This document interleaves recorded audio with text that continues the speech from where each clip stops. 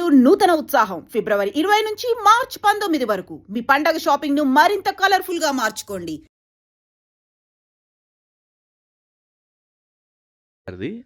ఆ వీడియోస్ నేను రెగ్యులర్గా చూస్తాను. సో నాకు అనిపించింది అనమాట, ఇది family cinema, family entertainment based cinema ఇది.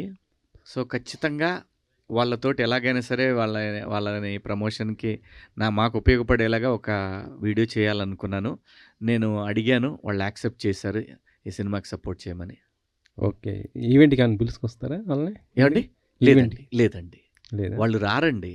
వాళ్ళు బేసిక్గా ఏంటంటే నా మీద ఉన్న గౌరవంతో యాక్సెప్ట్ చేశారు అంతే తప్ప వాళ్ళేమి డబ్బులు తీసుకొని ఇలా అట్లా కాదు. వాళ్ళు దే ఆర్ ఎనఫ్. డెఫినెట్గా వాళ్ళు మంచి వీడియోలు, మంచి కంటెంట్ చేయాలనే ఉద్దేశం అంతే. ఓకే. మీరు ఏదైనా ఒక మంచి అంటే మీరు మాకు హార్టెడ్ ఫుల్ మంచి ఏంటంటే చెప్పేది, మీరు ఏదైనా ఒక మంచి మాట చెప్తుంటారు. అప్పుడప్పుడు సోషల్ మీడియాలో కూడా బాగా ఇది అవుతుంటుంది కదా. అందుకే అడుగుతున్నాను. అంటే ఈ సోషల్ మీడియాలో మీరు కొద్దిగా యాక్టివ్గా ఉంటారు కాబట్టి ఒక మంచి మాట చెప్తారని నేను అడుగుతున్నాను. బేబీ పునర్విక గురించి మీకు తెలిసే ఉంటుంది. మీరు ఏదన్నా ఒక మంచి మాట ఆ పాప గురించి. అదేనండి, నేను యాక్చువల్గా నిన్న వాళ్ళు ఒక నంబర్ పెట్టారు. ఆ నెంబర్కి నేను పే చేద్దామని వెళ్తే ఈ నెంబర్కి ఓవర్లోడెడ్ అయిపోయి వచ్చింది కాబట్టి రేపు ట్రై చేయండి అని అన్నారు.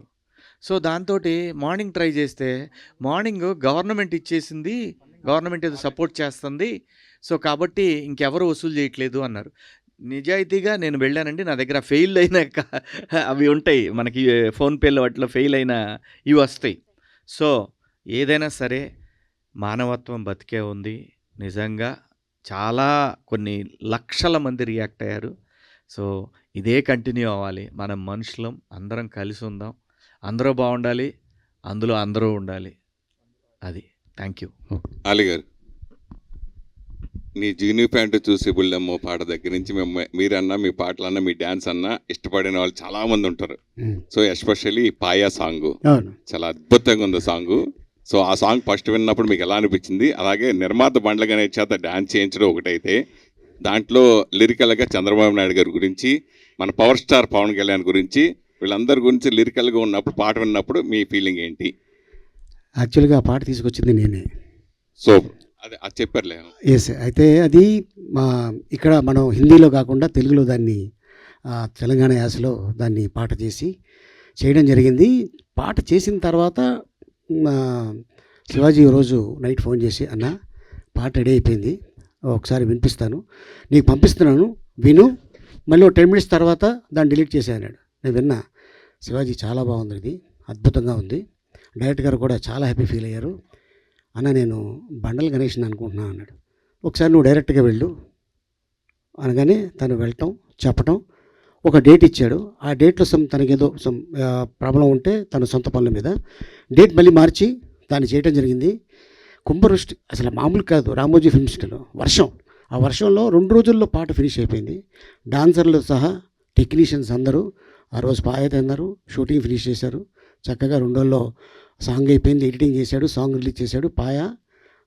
పాయ ఎంతమంది తిన్నారో తెలియదు కానీ ఈ పాట రిలీజ్ అయిన తర్వాత పాయ చాలామంది తిన్నారు. అంత అద్భుతంగా. వంశీ గారు, అది యాక్చువల్లీ మీరు రెగ్యులర్గా సినిమాలు చేస్తున్నారు, నిజంగానే మీరు చెప్పినట్టు రెగ్యులర్గా మీడియాతో కలుస్తున్నారు, రెగ్యులర్గా కనబడతానే ఉన్నారు మీడియా అందరికి. మన ఫస్ట్ ఒక దీని గురించి, మెయిన్ క్యారెక్టర్ గురించి, పంచాయతీ సెక్రటరీ శ్రీరాము క్రిమినల్గా ఎందుకు మారాల్సి వచ్చింది? 6వ తారీఖు నాడు నేను ఖచ్చితంగా 6 కాదు 5వ తారీఖు నాడే నీకు టికెట్లు పంపిస్తాను, నువ్వు సినిమా చూసి ఎందుకు మారాల్సి వచ్చిందా నువ్వు అను, అప్పుడు నేను హ్యాపీ ఫీల్ అవుతా సురేష్. అంటే ఫ్యామిలీగా నడుస్తున్న సినిమా ఇది, అవుట్ అండ్ అవుట్ ఫస్ట్ నుంచి కూడా నేను డిసైడ్ అయింది 90s తర్వాత నేను డిసైడ్ అయింది ఒకే కైండ్ ఆఫ్ మూవీస్ చేయొద్దు. డబ్బుల కోసం అయితే గంటల లెక్కన కూడా ఫ్రీగా, అంటే అంత ఫ్రీనెస్ లేకుండా మనం పనిచేసేంత అవకాశం వచ్చింది. కానీ నేను అది ఫిక్స్ అవ్వాలా. ఆర్టిస్ట్గా నాలో ఎన్ని కోణాలు ఉన్నాయనేది నన్ను నేను ఆవిష్కరించుకోవాలనుకున్నా.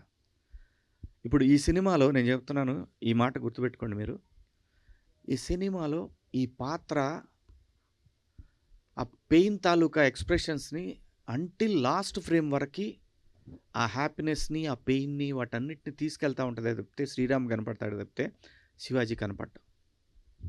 అంత బాగా డిజైన్ చేశారు పాత్రని. అది నాకు రావటం నా అదృష్టం. ఇందులో ఎటువంటి శషబిషాలు ఏమి లేవు. నేను కోరుకున్నట్టే దేవుడి దయ వల్ల కథలన్నీ కూడా ఇది కామెడీ సినిమా లయ నేను చేయాలి అని అంటే ఈ కథకి లయ బాగుంటుంది అని నేను ఫిక్స్ అయిన తర్వాత ఇది చేద్దాం అని అప్పుడు ఈటీవీ వెనక్కి పంపించింది. 20 సంవత్సరాలు వెనక్కి వెళ్తే వరుసగా ప్రతిరోజు కలుస్తూ ఉండేవాళ్ళం. బ్యాక్ టు బ్యాక్ సినిమాలు మీరు ప్రొడ్యూసర్గా బెక్కం వేణుగోపాల్తో కలిసి వరుస సినిమాలు చేస్తూ ఉండేవారు. ప్రొడక్షన్ స్టార్ట్ చేశారు, వరుసగా హిట్స్ కొట్టారు. ఇప్పుడు ఆ హీరోలకి అంత యాక్సెస్ మిగతా వాళ్ళతో ఉండకపోవటం, ఇలా జరగడం, అప్పటికిప్పుడుగా వచ్చిన మార్పు గురించి మీరు ఏం చెప్తారు? చాలా ఉంది సురేష్, నిజంగా చెప్తున్నాను కదా. ఆ హ్యాపీనెస్ అనేది మన మధ్యలో ఉన్న ఆ సంబంధాలు, మానవ సంబంధాలు అనేవి ఒకే ఇండస్ట్రీలో పనిచేస్తూ అవి తగ్గినాయి. అది వాస్తవం, అది ఎవరైనా అంగీకరించాల్సిందే. కాలం మారుతుంది, కాలానుగుణంగా మనందరం కూడా అలాగే మన నెక్స్ట్ జనరేషన్ ఉంటుంది కదా, వాళ్ళు ఏంటి ఇది అని మనల్ని అనుకుంటారు. సో ఇది కాలానుగుణంగా మారాల్సిందే సురేష్. నాకైతే అది చాలా మిస్సింగ్. ఎట్లాగైతే మీరు ఫీల్ అవుతున్నారో, ఎలా తిరిగేవాళ్ళము, ఎలా మాట్లాడుకుని, ఇప్పుడు ఇందాక శివ ఏదో మాట్లాడుతుంటే వెనకాల చూసుకోవాల్సి వస్తుంది, ఎవరి దగ్గర కెమెరాలు ఉన్నాయా, పర్సనల్ విషయాలు ఏదైనా సరదాగా మాట్లాడుకోవడానికి కూడా అవకాశం లేకుండా. Those are golden days 100%. ఇవంటే గోల్డ్ బాగా పెరిగిండేసి, రేటు పెరిగిండేసి లయ గారు. సో మీకు ఆ క్వశ్చన్ మీకు కూడా వర్తిస్తుంది అనుకోండి. సరే, అంటే మళ్ళీ ఇప్పుడు డబుల్ హ్యాట్రిక్కి శ్రీకారం చుట్టే సినిమా ఇది అవుతుందని మీకు నమ్మకం ఏర్పడిందా థియేటర్కి వస్తున్నప్పుడు? డెఫినెట్గా అండి, దీనికి అయితే ఆ పొటెన్షియల్ తప్పకుండా ఉంది.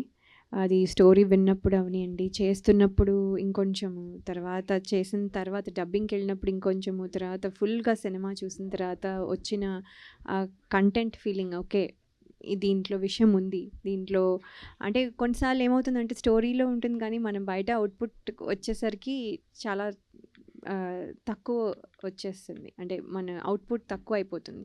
అలా ఏమీ లేకుండా ఇంకా బెటర్గానే ఉంటూ నేను వినిన దాని కంటే, ఊహించుకున్న దానికంటే బెటర్గా వచ్చిన అవుట్పుట్ వల్ల ఆ కాన్ఫిడెన్స్ అయితే డెఫినెట్గా ఉంది. సో ఇప్పుడు చూడాలి. ఇండస్ట్రీలో హీరోయిన్గా ఆ వాల్యూ వేరేగా ఉంటుంది, క్యారెక్టర్ ఆర్టిస్ట్గా వాల్యూ వేరేగా ఉంటుంది.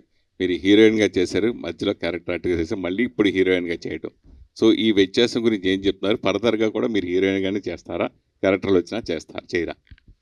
అలా ఏం లేదండి, మనం మంచి పాత్రలు అయితే చేస్తాము. అది క్యారెక్టర్సా, హీరోయినా, ఇప్పుడు నేను ఎప్పుడు హీరోయిన్ అంటే అంటున్నారు కానీ బట్ నేను ఎప్పుడు మెయిన్ లీడ్ అని అంటే దట్ ఈస్ అ రోల్, అది అంతే తప్ప దెర్ ఇస్ నథింగ్ అలా ఇదే చేయాలి అదే చేయాలని ఏం లేదు.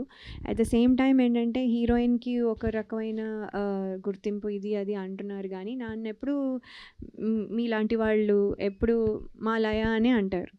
అది నేను క్యారెక్టర్ ఆర్టిస్ట్ అయినా కూడా, లేకపోతే నేను ఆర్టిస్ట్గా చేయకపోయినా కూడా, మీరు ఎక్కడైనా నన్ను బయట మీట్ అవుతే మా లయ అనే అంటారు.